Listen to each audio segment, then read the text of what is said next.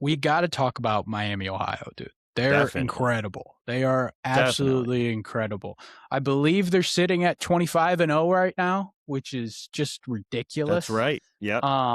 And easily one of the best stories in college basketball.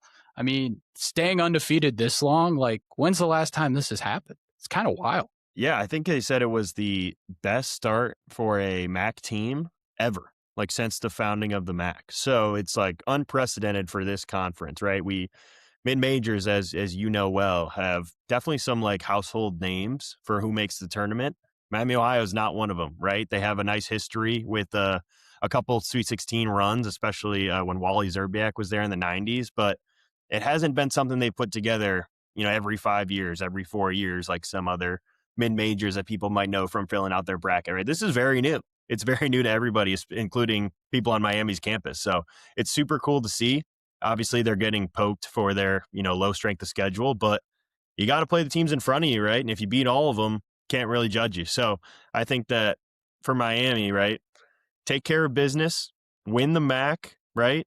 Shut all the haters up, get the seed you deserve, and then anything can happen, right? I think that they, have shown with their scoring ability, right? Where they got 4 shooters over 40% from 3, right? You Yeah, love that out of a tournament team, of course. Yeah. Clearly you can finish games because they've been winning in overtime. They beat Buffalo in overtime and then double overtime, right? They clearly can finish games.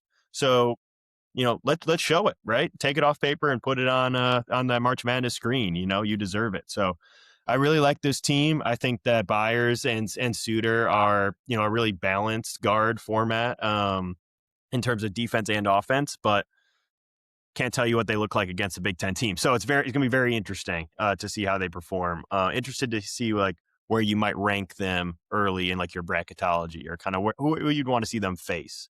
Yeah, no, it's really interesting to see the matchup because, like, if you look at their schedule, they've played nobody. They've played absolutely nobody. So it's hard to be like, okay, this is how they're going to match up with a high major team in the first round. And it's almost like, how do you seed them? Like they're undefeated, they're MAC champion. Does that automatically give them like a 8 seed or a 9 seed? I don't know, like, it's really interesting because their KenPom ranking is still so low. But that also leads to, like, they don't have much room for error, like, they can only lose, like, 1 or 2 games, and they would still have to win their tournament, Mm-hmm. like, Yeah. even if they lose 1 and it's in that MAC tournament and they're done, like, there's arguments, like, that they shouldn't make it, because they haven't really had that big time win. But I agree with you. Like, some of the wins that they've poured out so far in these overtime games and this overtime fashion, it's really interesting, and they have so much different ways they can score. I like their wing Elmer. He was really good, steady third scorer for them and kind of like the connector piece on that team. Yeah. So like, yeah, I'm looking at Miami and I love some of the stuff. You had the interviews with Travis Steele, him talking about, oh, if we finish like undefeated, well, it's just some funny stuff, and it's just a really cool story in college basketball. And the thing that's cool with them is like they're just they're just kind of like in the moment. It's like, okay, Mm-hmm. this isn't like we've been talking about this story for like a month now, and they're still going through it. They're in the moment, they're winning these games, they're slowly moving on to the next game.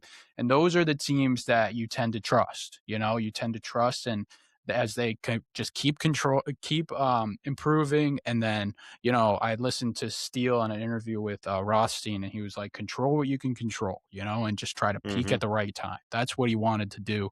So, I'm really excited for Miami, Ohio. I think this is just a really, really cool mid-major story.